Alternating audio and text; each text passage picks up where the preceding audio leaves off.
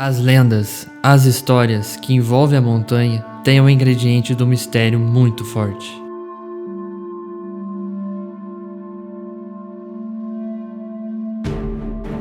Uma montanha, um gigante ou misterioso Marins?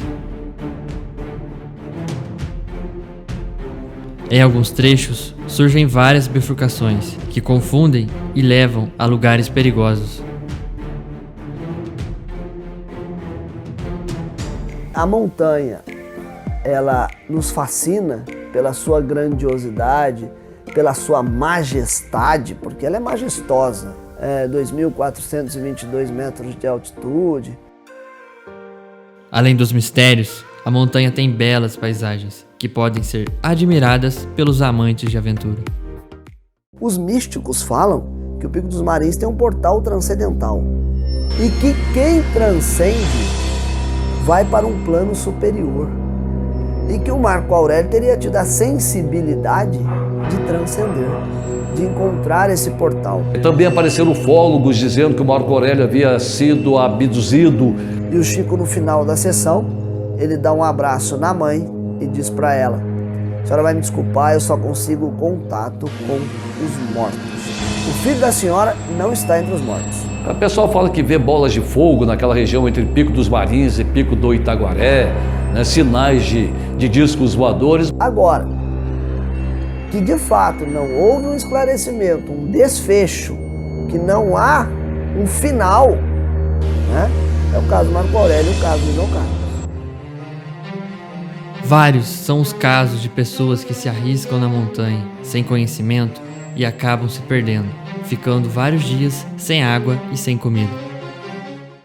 Então, escrever e trabalhar no caso Marco Aurélio, nos últimos 15 anos que eu me dedico a essa história, foi e é um grande desafio, com o objetivo de não deixar a história cair no esquecimento. Eu fui o primeiro a chegar e o último a sair.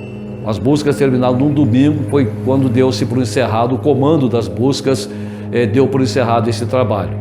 Um fato que chocou o mundo foi o caso do escoteiro Marco Aurélio. Houve um acidente no joelho da perna de um dos escoteiros que estavam com ele no grupo. Eles decidem abortar a excursão, ou seja, a subida ao pico, e eles decidem retornar para o acampamento para socorrer o acidentado. Escoteiro não abandona escoteiro. Um deles havia se ferido. É nesse momento que o Marco Aurélio pede autorização ao guia para descer à frente do grupo. Então houve aquele descuido, não poderia o Juan Bernabéu ter liberado o Marco Aurélio para descer na frente. E não se autoriza alguém a descer em qualquer terreno, seja conhecido ou não, sozinho. Isso é regra, pelo menos em dupla, né? Por quê? Porque se acontece alguma coisa com um, tem o outro que pode tentar um socorro. O trabalho de busca durou cerca de 27 dias. É por isso que ganhou toda essa repercussão e foi considerado na época um dos 10 casos mais misteriosos de desaparecimento no mundo. A história é um quebra-cabeça. Faltam peças para montar esse quebra-cabeça. E há peças que não se encaixam. O planejamento da capa desse livro foi colocado realmente que essa peça do Marco Aurélio aqui, que tem a foto dele, ela não se encaixa em nenhum outro lugar aqui do quebra-cabeça da montanha, né? Por isso o mistério permanece. As pessoas hoje envolvidas no caso, elas conseguem dar versões, elas conseguem dar teorias, mas não o que de fato teria acontecido, né? A verdade sobre o caso. E é por isso que surgiram muitas informações. Ele foi morto pelos demais escoteiros que estavam lá. O Juan Bernabéu teve algum envolvimento numa suposta morte. Então tudo isso foi objeto de uma investigação. Uns 15 minutos depois que ele separou do grupo, ele não foi mais visto. Era 8 de junho de 1985. Esse 8 de junho estava muito frio. Estava uma cerração muito densa, que inclusive lá quando baixa a cerração, num frio rigoroso, você não consegue enxergar a palma da sua mão. Se você fizer assim próximo a seus olhos, você não enxerga a palma da sua mão. Será que a neblina escondeu o garoto de 15 anos? 5 ou 6 dias depois, aí a imprensa começou a ganhar corpo em relação às buscas que estavam sendo realizadas, porque já há quase uma semana sem nenhuma pista, sem nenhum sinal de vida do escoteiro Marco Aurélio. Então a repercussão foi grande, inclusive é uma repercussão internacional. Todos os grandes veículos de comunicação do Brasil noticiaram esse fato e até mesmo a imprensa nacional, revistas especializadas enviaram seus correspondentes para poder acompanhar e obter informações a respeito desse misterioso caso. O mistério está em torno do Marco Aurélio não ter sido encontrado e de não ter indícios do que possa ter acontecido com ele. Desaparecer é o mistério, desaparecer não é o mistério. O mistério está em não ser encontrado, em não ser achado, em não ter resposta para o que aconteceu. Com o decorrer das buscas, é que a imprensa foi aparecendo e o caso foi ganhando uma grande repercussão. Não foi encontrado um corpo, não há cadáver, então não pode se afirmar que houve um assassinato, né? Não se tem o Marco Aurélio, ou não se viu o Marco Aurélio vivo em qualquer outro lugar que nós possamos dizer que ele saiu vivo de lá. Então quer dizer, não se tem ele morto, não se tem ele vivo, não se encontra, o ponto de interrogação permanece.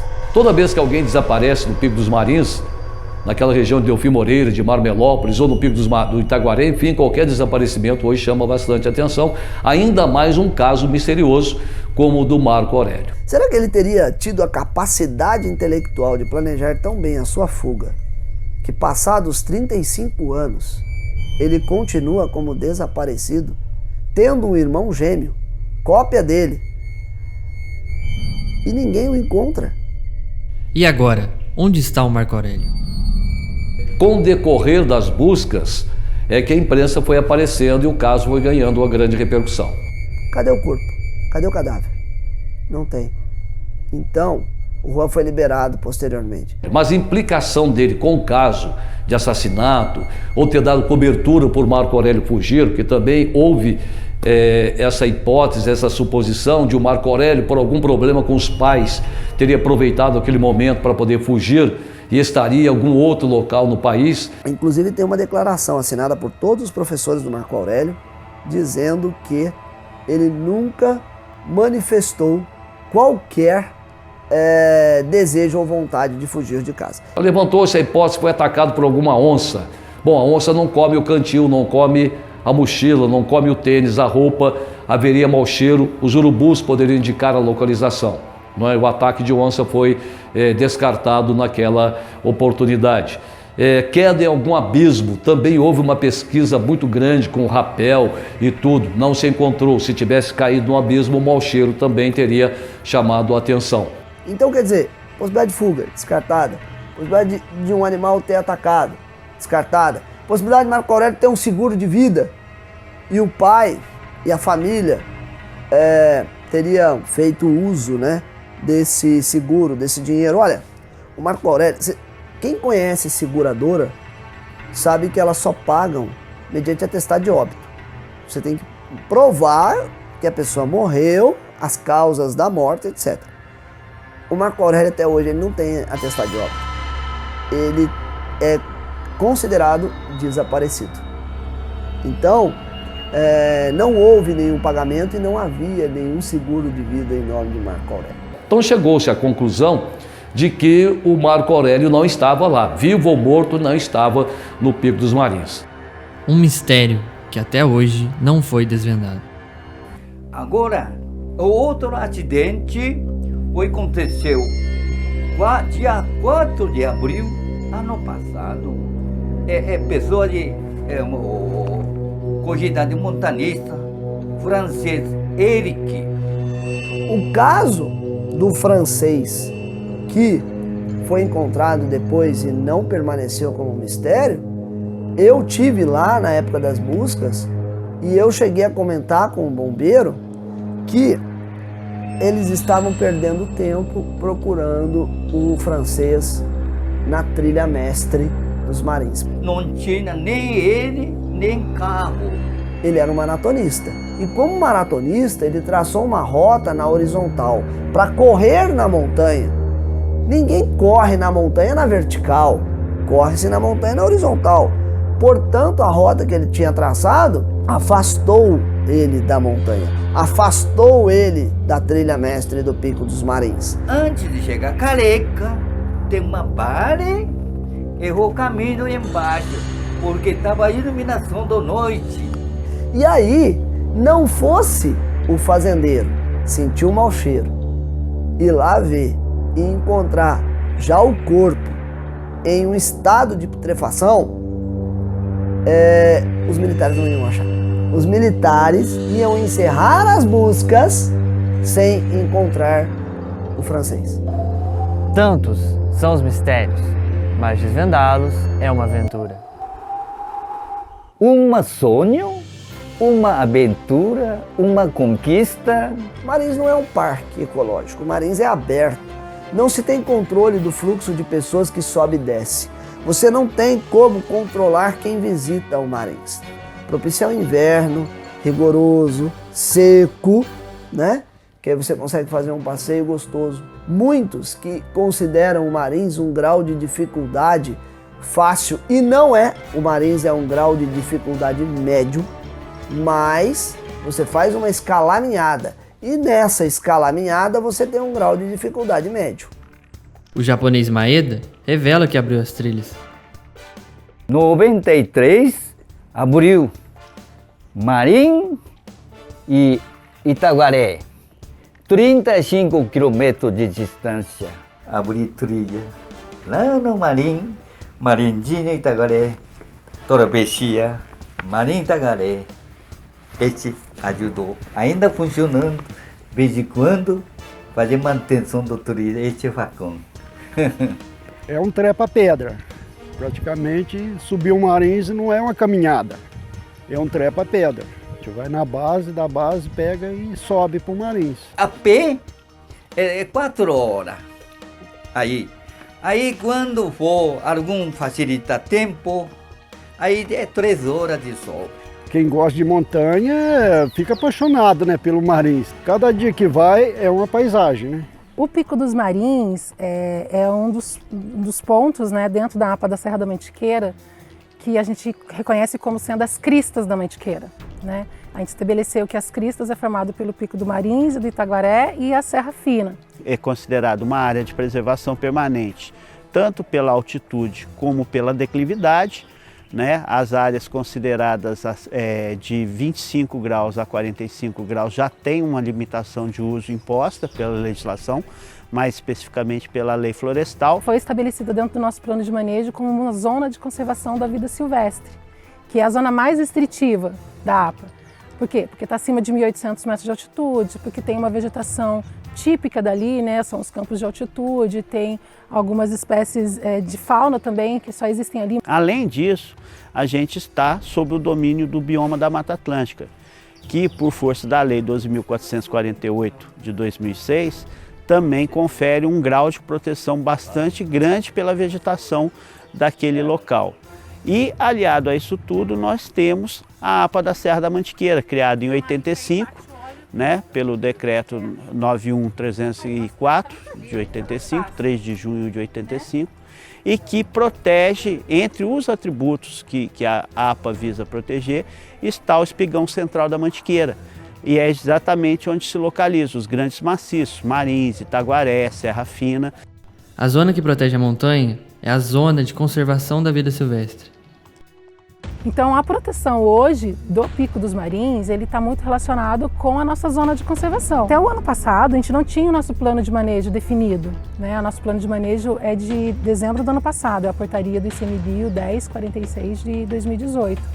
E só então a gente estabeleceu esse zoneamento, que é onde define realmente onde que é a prioridade de conservação. Das 5 zonas que a APA foi dividida, é a zona mais restritiva, onde os atributos ali presentes são os mais preciosos, os mais valiosos para a conservação da APA. Então isso também confere um outro grau de proteção maior para a região dos Marins. Sair abrindo trilha de qualquer jeito, fazer qualquer atividade lá em cima, isso o plano de manejo ele proíbe. Tanto que o nosso trabalho esse ano foi muito mais forte no sentido de manejo de trilhas, de trabalho com os guias locais e tudo mais. Mas a gente não tem um efetivo assim, de proteção físico específico só para o Pico dos Marins. A gente trabalha muito em parceria com os guias, com os municípios, né, principalmente com os proprietários rurais e tudo mais, porque sem eles a gente não consegue estar lá o tempo todo. O MONA, o Monumento Natural, né, que está sendo proposto pelo governo do estado de São Paulo, ele vem a somar porque a categoria dos monumentos naturais, ela é classificada pelo Sistema Nacional de Unidade de Conservação como de proteção integral. Ou seja, é uma unidade onde nada pode ser feito. No caso da categoria monumento natural, o que não pode ser feito é aquilo que não fere os objetivos de criação do monumento. Então, quando ele for instituído, ele vai ter toda uma regra de utilização e só vai poder fazer a utilização do espaço aqueles usos que estão compatíveis com essas regras. Então, qualquer atividade que seja feita dentro daquele território estabelecido pelo MONA, que vai em desacordo com o decreto que criou, com o objetivo de criação, ele proíbe. Uma proposta muito maior que só o Pico dos Marins, ele englobaria também a vertente paulista que chega até o Itaguaré, que hoje também já é um monumento natural, só que é um monumento natural municipal. A ideia, a proposta, que é uma proposta ainda, ele não existe, é pegar toda a vertente da parte de piquete e da parte de cruzeiro, as encostas mais íngremes. Ele vai ter uma gestão específica para o território, ele tem como garantir um pouco mais de presença no local. Por ser uma montanha conhecida, todos querem escalar, mas esquecem dos impactos que isso pode causar. Toda intervenção humana é de alguma forma impactante, né? Principalmente quando de forma desordenada. Então você tem a degradação das trilhas, que causa assoreamento, causa erosão. Só que as pessoas não têm noção de quando chegam lá o que vai encontrar. E às vezes sobe muito carregado, às vezes não sabe que tipo, lá não tem um local específico para descartar o material. Tudo que você leva, você tem que trazer de volta. Muitos visitantes não têm aquela conduta consciente no sentido de levar embora o lixo que trazem ou que geram. Então quem está indo hoje está indo muito despreparado. Por isso essa nossa parceria é muito forte com os guias, para na hora que as pessoas chegarem ali, eles poderem ter essa informação de que o lixo que você subir, você tem que carregar. Você não pode fazer fogueira, porque ali é um ambiente muito frágil, está num período muito seco. Se você corre o risco de deixar a fogueira ali, você pode causar um incêndio de proporções, né, como aconteceu há 2, 3 anos atrás, que queimou toda a vegetação lá de cima. Então são condutas de mínimo impacto que todo mundo que sobe, que vai fazer a trilha, tem que estar consciente antes. O problema é que as pessoas botam a mochilinha nas costas e saem sem planejamento nenhum, achando que, como todo mundo tirou o selfie, postou no Facebook, no Instagram, eu também quero e vou de qualquer jeito. Desperta nos animais silvestres o hábito de procurar esse tipo de material em busca de alimento, né? Então eles ficam meio que viciados nesse tipo de disponibilidade. Você está fazendo uma trilha, você está num ambiente natural, você vai ver papel higiênico, aquela coisa, não é uma coisa agradável, né? No Marins, as 2 pontos de água no Marins, a gente sabe que não estão proibidos para consumo. Por quê? Porque as pessoas lavam a comida, lavam a louça que faz a comida, às vezes faz o número 1, número 2 ali perto e tal, e é onde é a água que você vai abastecer, é a única água que você vai abastecer. A coleta de material vegetal não é proibida. Agora, com o advento da criação do monumento natural, como é de proteção integral, esse tipo de prática vai ser restringida. Aí passa a se tornar proibido. Além do mais, a pouca consciência das pessoas de entender aquelas espécies, muitas delas são endêmicas, ou seja, elas só ocorrem naquele ambiente. Então não adianta nada achar aquela florzinha bonita, colher ela, levar para o seu jardim, porque ela não vai sobreviver lá. Proteger é um dever, mas a montanha ainda é cheia de mistérios. A Serra da Mantiqueira, ela tem uma concentração de energia magnética. Esse magnetismo é responsável pela atração de objetos voadores, o que de fato existe mesmo, porque a força magnética em determinados locais ali é presente, dá para se perceber por meio de bússola. Perde ali a sua referência geográfica em determinados locais que você passa, porque é muito forte o magnetismo. Então desorienta a bússola. E aí os ufólogos dizem, olha, é esse magnetismo que atrai os OVNIs. A montanha também é conhecida como o Gigante Adormecido. Tanto que não é qualquer lugar que você consegue enxergar o gigante. Depende muito do lugar que você está para olhar para a serra para ver um gigante adormecido lá deitado. As pessoas associaram vários outros casos e começaram a propagar que era a Montanha da Morte. E lá não é a Montanha da Morte. O francês, por exemplo, foi numa segunda-feira chuvosa. Ele foi sozinho, não tinha ninguém lá. Quer dizer, ele assumiu todo o risco, né? De ir sozinho, de ir numa segunda-feira chuvosa, de não ter ninguém lá. Ele foi assumindo todo o risco. É aquele velho ditado que às vezes a gente, você vai pedir para morrer. Porque você vai num lugar, quer dizer, a culpa não é da montanha, a infração é humana. No caso do Marco Aurélio, as infrações são humanas.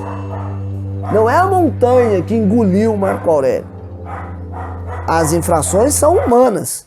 Muitos são os mistérios que a montanha esconde. Desaparecimentos, discos voadores, até mesmo desafios na escalada ao cume. Mas uma coisa é certa, o Pico dos Marins tem belas paisagens, além de ser a Montanha da Aventura.